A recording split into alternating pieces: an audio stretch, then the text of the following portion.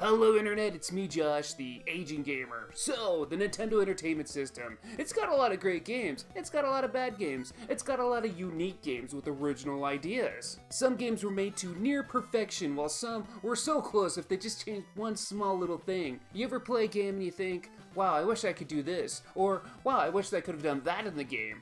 Well, that's what I'm here to talk about today. Today I'm talking about NES games that needed just one change to make the world a difference. Yeah, this gaming nerd right here made a top 10 list of games that needed to change just one thing. And it's not going to be stupid answers like, oh, it needs better graphics or it needs an easy mode. No, I'm talking about changes that would have been a real game changer, literally, and without killing the spirit of the game.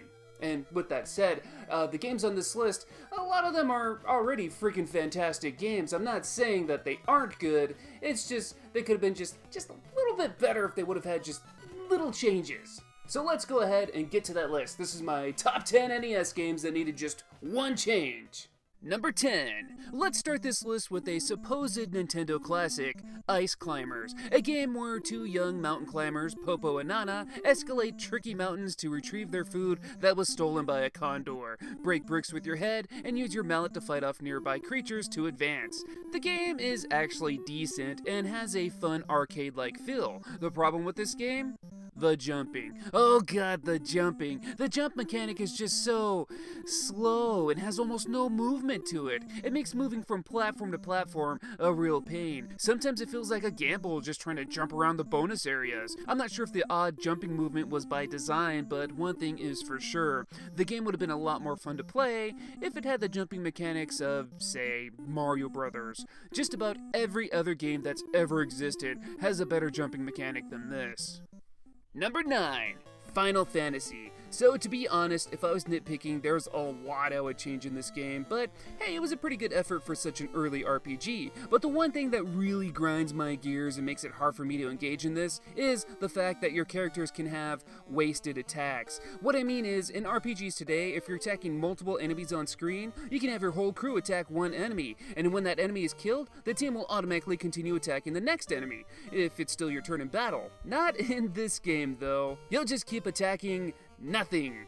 I suppose this means you have to be a bit more strategic in your fights, but I always find it's easier to take down enemies one by one rather than trying to kill them all at the same time. So in Final Fantasy, you better be paying attention to how much damage each enemy has taken and fought enough of that certain enemy to know when it should die. Losing a turn isn't the end of the world or anything, but it really drags out battles longer than it should, and considering that's what the game is all about, it would be nice if this feature was a bit more polished.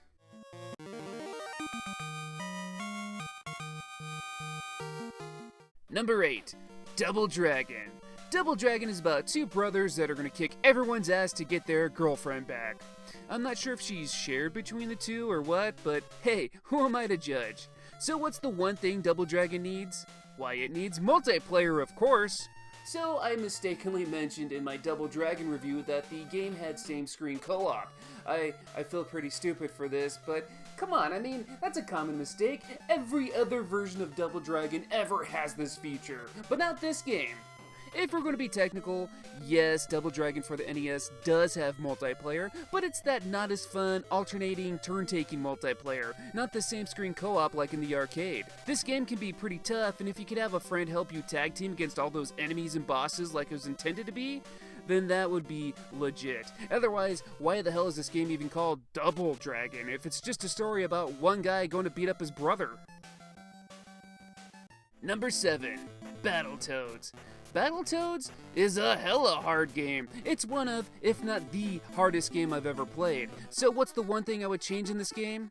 It would definitely be the limited continues issue. This game is purposely trying to get you to rage quit, and with only 3 continues, yeah, rage quitting sounds pretty good, but with unlimited continues? Why, hey, you can actually learn the levels and get better. Other games like Ninja Gaiden and Castlevania have unlimited continues, and when I lose, I still want to continue playing. In Battletoads, when I get a game over and have to start from the very beginning, well, I just want to play something else. So yeah, Battletoads needs to throw the player some kind of bone and just let them keep playing from where they die at. Why discourage people from playing? Number 6. The Legend of Zelda. So Zelda might actually be my favorite NES game ever. I play it for fun all the time and I don't really get sick of it. However, there is one thing I would like to see changed, and this more so applies to the second quest mode in the game, and that is a compass. A compass? Yeah, I'm actually taking a page from Link's Awakening here. So in Link's Awakening, in dungeons you can obtain a compass that'll actually make a little chime whenever you enter a room that has a secret item or key. This is something I think the original Zelda could have used in its overworld.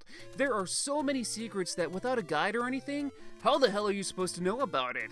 And the second quest really takes everything you learned in the first quest and turns it upside down. So maybe the compass can be an item you find at some point in the game, and it will chime when there is something fishy on screen. Do you have to burn down this bush? Blow up a part of this wall? Blow your whistle? I don't know, but you better figure it out. I don't need straight up cracks in the wall saying, hey, this is where you're going to use a bomb for a secret. That's no fun. Just let me know there's something cryptic going on in the screen. Number 5, Ninja Gaiden.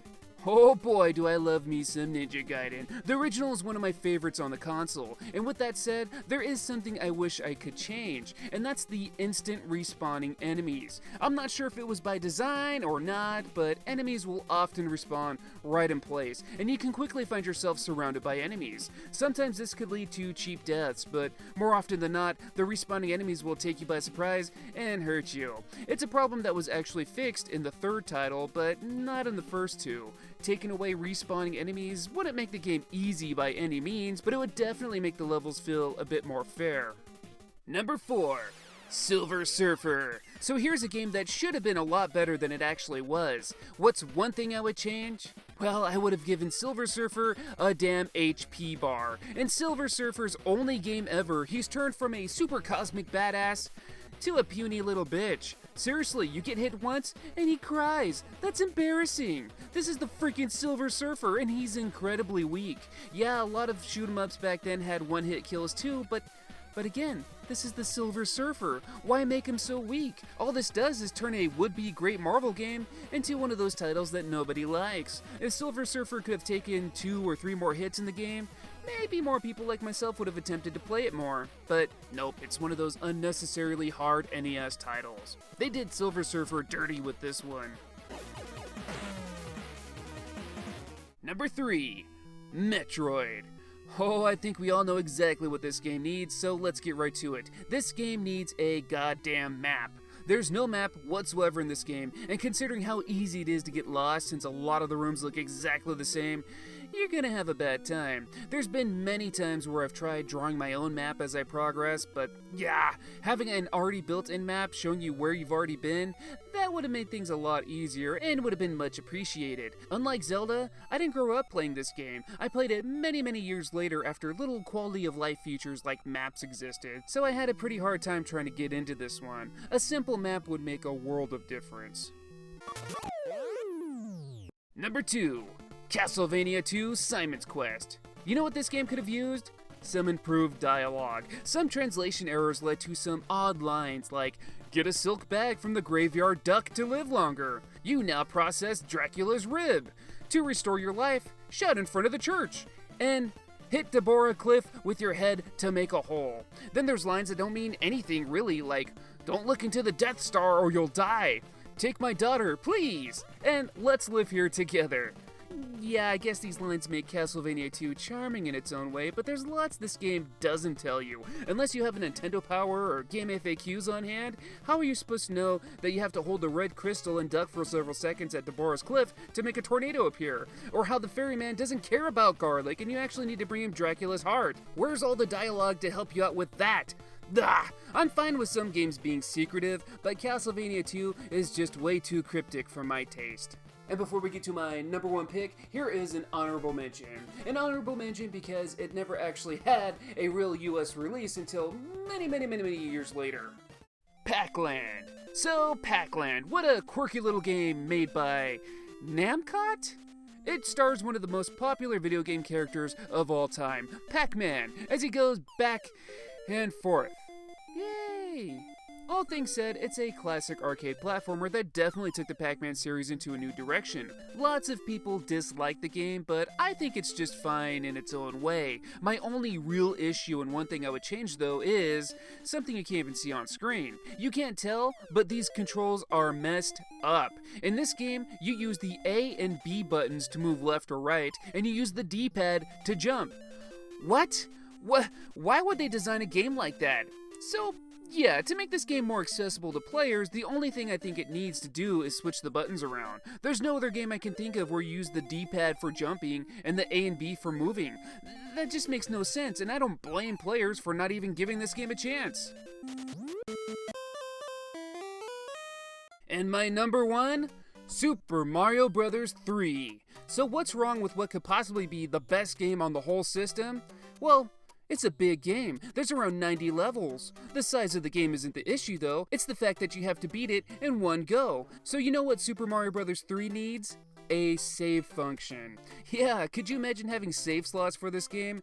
That would have been amazing. Mario 3 has so many unique worlds and levels that it's a shame that you couldn't just sit down and enjoy each world without having to play it for hours to get through it. As a father of a very, very young child, I don't have opportunities to play games for hours on end like I used to. I can play a bit here and there though. Mario games are great pick up and play titles, and I'd like to play, stop when I need to, then come back and continue where I left off. Other NES games like Zelda and Kirby have saves, so why couldn't a save feature have been implemented here? I mean, yeah, there's warp whistles, but that's not the same thing. A traditional save system would have made this game a perfect 11 out of 10 video game. But these are just my opinions. This is my list. What do you guys think? You agree with some of these? You disagree with some of these? Is there any games that you would want to see changed? Let me know in the comments below. I thank you guys for watching this video. Go ahead and click the like button if you liked it. Go ahead and hit the dislike if you disliked it. And go ahead and subscribe so you don't miss out on future videos. I thank you guys for watching, and until next time, I will see you all on the next one.